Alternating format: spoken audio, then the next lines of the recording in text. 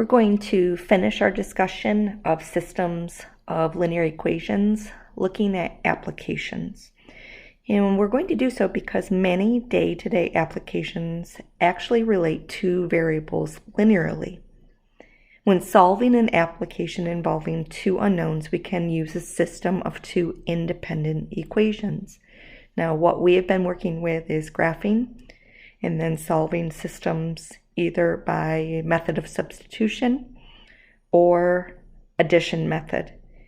And so this time we're going to be given a situation where we are actually going to have to create the equations. So in order to do so, the first thing that I'm going to encourage you to do is read through all information carefully and repeatedly if you need to.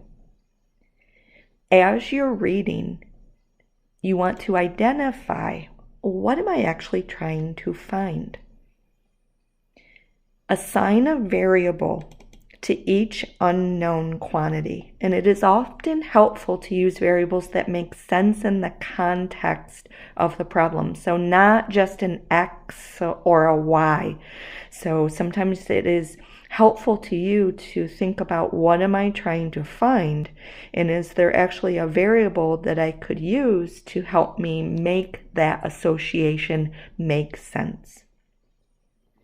You're then going to be setting up two equations using your two variables, and then we're going to use an algebraic method, such as method of substitution or addition method, to solve the system. Now, once you have solved the system, you want to take some time and make sure, does this even make sense? Because remember, you are the person that is creating these equations. And so if you're getting a nonsensical answer, it might mean, maybe my equations were not created correctly. So really make sure that this the answer makes sense. And then you're going to answer the question in sentence form to ensure that the solution you found is brought back to the application or situation of the problem. So together, we will set up and use a system of linear equations in a quote-unquote real-world problem. So reading through this silently, and then I'm going to read through it with you.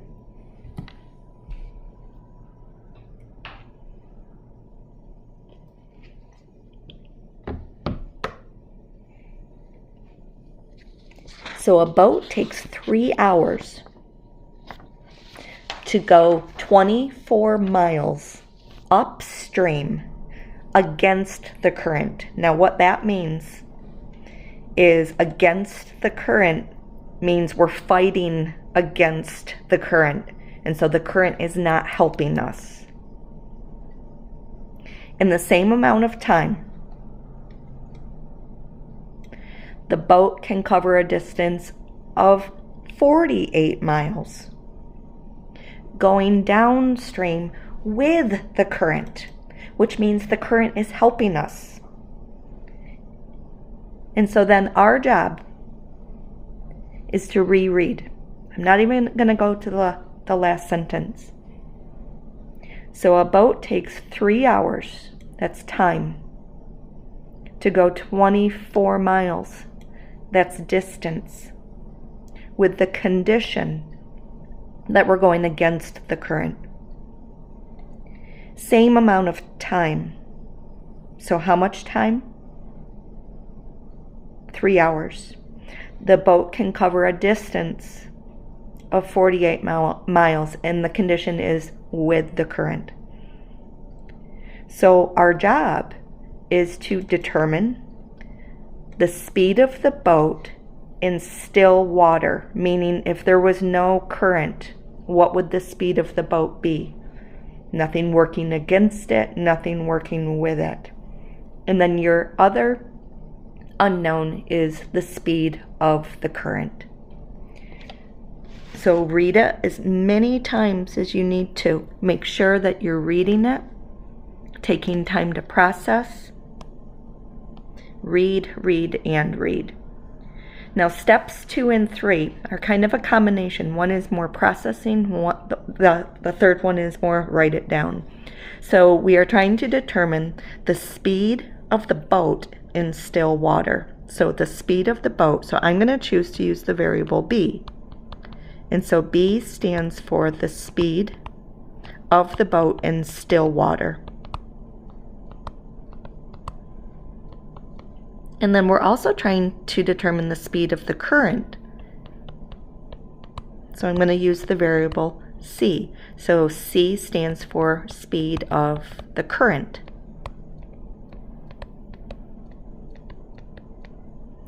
So I want us to think about the three things that we have. We have distance, we have time, and we have our unknowns that we're trying to find, which is speed of the boat and speed of the current. And speed is also known as rate. And we have the formula, and I'm not sure if you all remember this. This is something that you should know. Distance is equivalent to rate times time.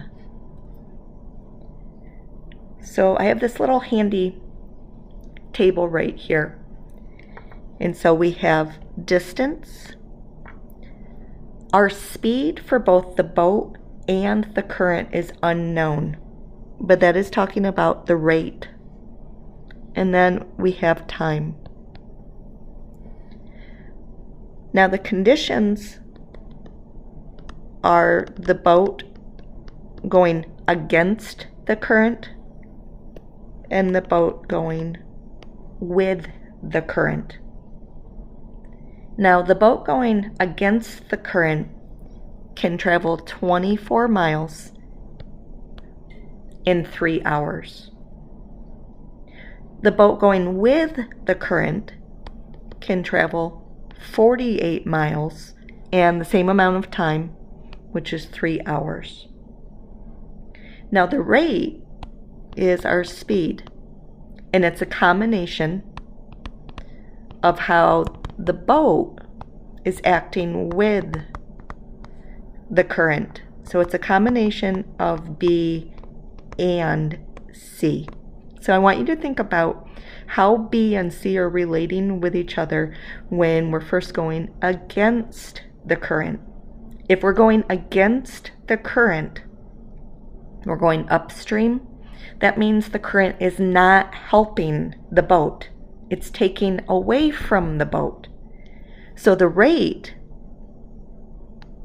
the speed of the boat, is being decreased by the speed of the current, which is the exact opposite when we're going with the current. The current is helping us. And so the speed of the boat combines positively with the speed of the current. So we're going to add those two. Now remember our formula, distance equals R times T, which is going to help us set up our two equations. So 24 is equal to the quantity B minus C times 3. So 48 is equal to the quantity of B plus C, also times 3. And in order to get our equations in standard form, we need to distribute. So 24 is equal to 3B minus 3C, and 48 is equal to 3B plus 3C. Now think about our algebraic methods. Our algebraic methods are methods of substitution or method of addition. And do you notice anything with these two equations? So I'm going to call this equation 1 and equation 2. Do you see that the coefficients of our C terms are opposites? We don't have to do anything. We simply need to add. So if I take these two equations and add them, 24 plus 48 is 72. 3b plus 3b is 6b, and the c's cancel. Dividing by 6 gives us b is equal to 72 divided by 6, or b is 12. Now we're going to back substitute into either equation 1 or 2. I'm making a choice, and I'm going to go into equation 1. So 24 is equal to 3b, but we found b to be 12. And then minus 3c. We don't know what c is yet. That's our job. So 24 is equal to 36 minus 3c. Subtracting 36 gives us negative 12 equals negative 3c. And then dividing by negative 3, negative 12 divided by negative 3 gives us c equals 4. But then we want to stop and make sure, what did we just find? So we were asked to find speed of the boat and the current. So for the boat, we have 12, but 12 what? The boat can go at a rate of what? Well, this is a function of distance and time. And so it is 12 miles per hour for the boat. And can a boat go 12 miles per hour? A red flag here would be if it was negative. So we're not going, backwards. That wouldn't make sense. And then for the current, 4 miles per hour for the current. And then you would just want to take a moment and clean your sentence up. So answering this, the speed of the boat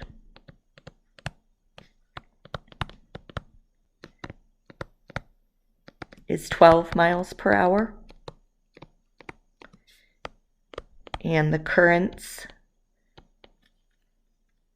speed